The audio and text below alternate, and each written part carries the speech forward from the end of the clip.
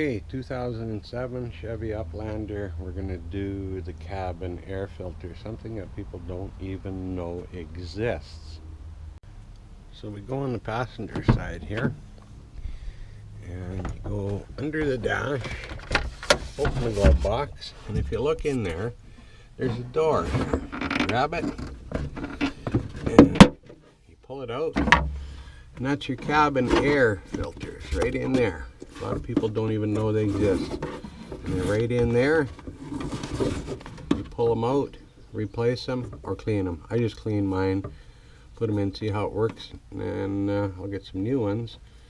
But there's two of them in there. A lot of people don't even know they exist, never change them. Airflow isn't normal anymore in their vehicle, and they don't know what's going on. So there you have it inside the glove box. So I got the glove box out here, and you can see it's air filter access door. You push this little clip and you open it, and inside there, that's where your filters go.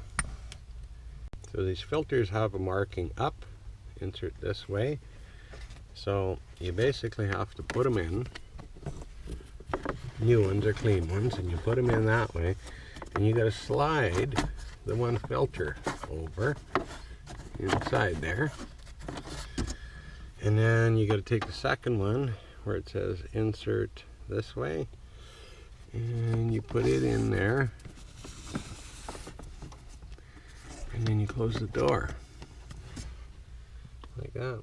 So this is the pile of dust that come out of these filters, and there are two of them that are inside the vehicle.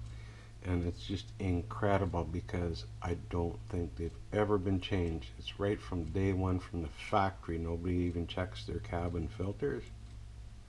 So just to give you an idea how big of a pile that is, here's your spray nozzle. And you can see it's all in a pile. And it's EA high. And it's a mess.